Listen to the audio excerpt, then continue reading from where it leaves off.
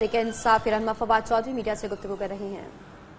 آج جی I T نے ان کو کیوں بلایا کہ حسین نواز صاحب نے یہ بیان دیا کہ الحمدللہ ہماری پراپرٹیز ہیں، الحمدللہ نیلسن اور نیسکول ہماری ہے، اور الحمدللہ مریم نواز شریف اس کی ٹرسٹی ہے۔ یہ بیان خود حسین نواز شریف صاحب نے دیا تھا، جو وہ کہہ رہی ہیں کہ نواز شریف سے کیا سوال پوچھنے ہیں یا ان کے کاروبار سے کیا سوال پوچھنے ہیں، حسن نواز صاحب سے کیا سوال پوچھا گیا ہے اور مریم بی بی سے کیا سوال پوچھا گیا ہے۔ مریم نواز کہتی ہے میں نواز شریف صاحب کے زیر کفالت نہیں ہوں۔ کیپٹن صفدر جو ان کے خاوند ہیں، کیپٹن صفدر صاحب کے مالی ذرائع کاغذوں کے مطابق اتنے بھی نہیں ہیں کہ وہ مانسیرا سے اسلام آباد سفر کر سکیں گاڑی پر، اگر ان کے آپ مالی ذرائع پہ جائیں تو۔ لیکن اپنی بیٹی کی شادی کے اوپر انہوں نے صرف چند کروڑ روپے کی جولری پہنی ہوئی تھی۔ ان کا آج بھی لائف سٹائل دیکھیں تو وہ کسی عرب شہزادیوں سے کم کا نہیں ہے۔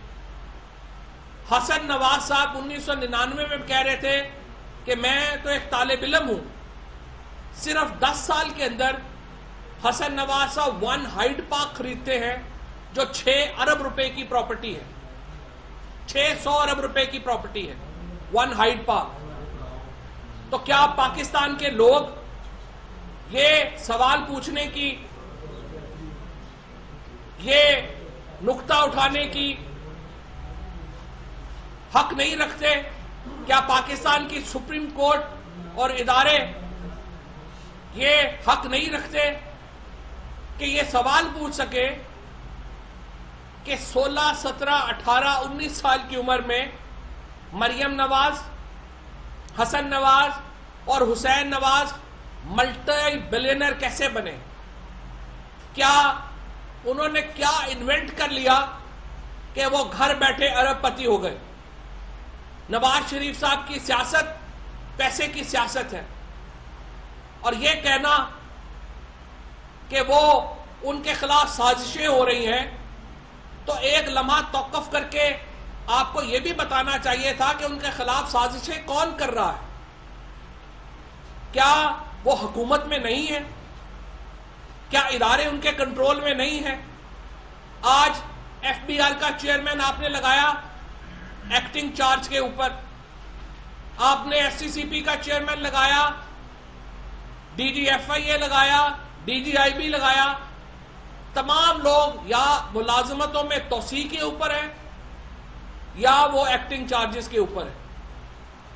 آپ نے سول اداروں کو تباہ و برباد کر دیا، اپنے کرونیز کو ہر جگہ اپوائنٹمنٹ دی، اور پھر ان کی مدد سے پاکستان کو، پورے پاکستان کو ایک پیسے کمانے کی فیکٹری سمجھ کے چلایا گیا۔ ارب ہا روپیہ نہ صرف اس کی کرپشن کی گئی، وہ پیسے پاکستان میں اداروں سے ایکسٹریکٹ کیے گئے، بلکہ اس پیسے کو لانڈر کیا گیا۔ کرپشن کا پیسہ تو ایک جرم ہے کہ آپ نے کرپشن کی، بے شمار لوگ جیلوں میں ہیں کرپشن کرنے کے اوپر، لیکن وہ اپنے پیسے پاکستان میں تو رکھے ہوئے تھے۔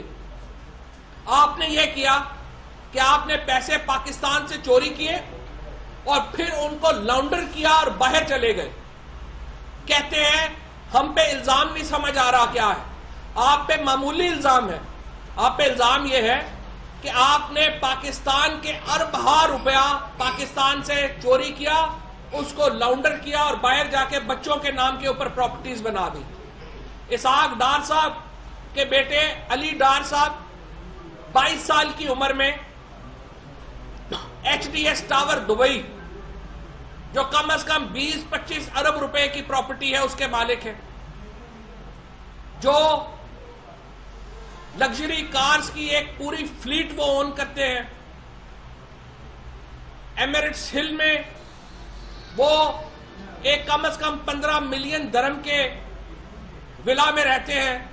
تو کیا پاکستان کے لوگوں کا پوچھنا یہ حق نہیں ہے کہ پاکستان کے فائنانس منسٹر کا بیٹا 22 سال کی عمر میں इस किस्म की जिंदगी कैसे गुजार रहा है? पाकिस्तान के प्राइम मिनिस्टर के दोनों बेटे हुसैन नवाज साहब, हसन नवाज साहब कैसे अचानक बिलियनर हो गए? मरियम नवाज शरीफ साहिबा किस तरह करोड़ों रुपए की ज्वेलरी की मालिक है? किस तरह वो नीलसन और नेस्कोल के डायरेक्टर्स की अपॉइंटमेंट करती थी? अगर ये बात सही नहीं है कि खवातीन को बुलाया जाए बयान देने के लिए क्रिमिनल इन्वेस्टिगेशन में, तो क्या ये बात सही है कि अपनी बेटियों के नाम के ऊपर चोरी का पैसा रखा जाए? सवाल ये है कि मरियम नवाज शरीफ साहिबा के नाम के ऊपर चोरी का पैसा क्यों रखा गया? अरबा रुपया जो पार्कलैंड लंदन के अपार्टमेंट्स में नीलसन और नेस्कोल के जरिए इन्वेस्ट किया गया, वो मरियम नवाज शरीफ साहिबा के नाम के ऊपर इन्वेस्ट किया गया। मरियम नवाज फ्रंट वुमेन है अपने वालिद की इस सारे तमाशे में, जो ना सिर्फ वो उनकी सियासत की अमीन बनती हैं, वो उनके पैसों की अमीन भी बनती हैं। और आप अगर पाकिस्तान के लूटे हुए पैसे को अपने नाम के ऊपर छुपाने की इजाजत देंगी, तो फिर पाकिस्तान के इदारों को भी ये इजाजत दीजिए कि वो आपसे सवाल पूछ सके। ये मुमकिन नहीं है कि जब आपने पैसे छुपाने हो तो आप बेटियों के नाम पे रख लें, लेकिन पैसों का हिसाब देना हो तो आप कहें कि बेटियों से सवाल ना पूछा जाए। ये मुमकिन नहीं होगा। 10 तारीख को हतमी तारीख अप्रोच हो रही है। तमाम सवालों के जवाब हनूज तलब हैं। सवालों के जवाब वहीं पे खड़े हैं जहां पर सुप्रीम कोर्ट ने छोड़े थे। नीलसन और नेस्कोल की मनी ट्रेल अवेलेबल नहीं है। बैंकिंग ट्रांजैक्शन शरीफ खानदान नहीं दे रहा। सियासत खेलने की कोशिश हो रही है सारे मामले के ऊपर, वो भी नाकाम हो रही है। पाकिस्तान के लोगों ने आज देखा कि मरियम नवाज शरीफ साहिबा किस तरीके से वजीर आजम हाउस से यहां पर पहुंची। जुडिशल एकेडमी 1 किलोमीटर के सफर के लिए पूरे इस्लामाबाद को बंद किया गया। पूरी कोशिश की गई कि पाकिस्तान से काफिले वहां पर आए। यह अलहदा बात है कि आज उनको रिस्पांस नहीं मिला। कारकुनों को कहा गया कि वो वहां पर पहुंचे, लेकिन कारकुनान ने वहां पे जाने से इनकार कर दिया, क्योंकि मुस्लिम लीग नून के कारकुन जो हैं उनमें भी असल में बहुत पाकिस्तानी हैं, और वो भी समझते हैं कि शरीफ खानदान की करप्शन से उनका ताल्लुक नहीं है।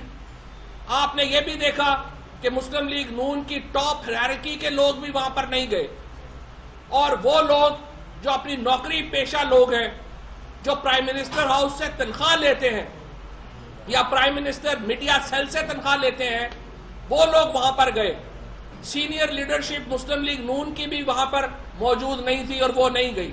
तमाम मुस्लिम लीगी, तमाम पाकिस्तान इस वक्त डिस्टेंस कर रहा है खुद को मरियम नवाज शरीफ साहिबा और शरीफ फैमिली से, क्योंकि जिसने सियासत करनी है पाकिस्तान में उसको अच्छी तरह पता है कि अब इनका सियासी मुस्तकबिल तारीख है, और सिर्फ वही लोग इनके साथ रह जाएंगे जो कि इस वक्त महीने की तनख्वाह पे लगे हुए हैं, चाहे वो करमानी साहब हों या बाकी जो दो तीन लोग यहां पर आते हैं वो हों। बाकी इनके साथ अब कोई नहीं रह गया। सियासी तन्हाई का शिकार नजर आई आज मरियम नवाज शरीफ हमें, और हमें यह भी है कि सवालात के जवाबात 10 से पहले अगर दे सकते हैं तो आप दे दें। इदारों को बदनाम ना करें। कोई इदारा आपके खिलाफ साजिश नहीं कर रहा। अपने खिलाफ साजिशों के लिए आप 3 बहन भाई काफी हैं माशाल्लाह। ये जो मामला यहाँ पर पहुंचे हैं ये आपके बयानात की वजह से पहुंचे हैं, और आपके वालिद साहब के बयानात की वजह से पहुंचे हैं। शरीफ खानदान के खिलाफ सबसे बड़ी साजिश शरीफ खानदान ने ही की है और आपके बयानात ने की है। 10 से पहले आपको जवाब देना होगा, वरना कटहरे में आपको आना होगा और जवाब देना होगा। बहुत शुक्रिया।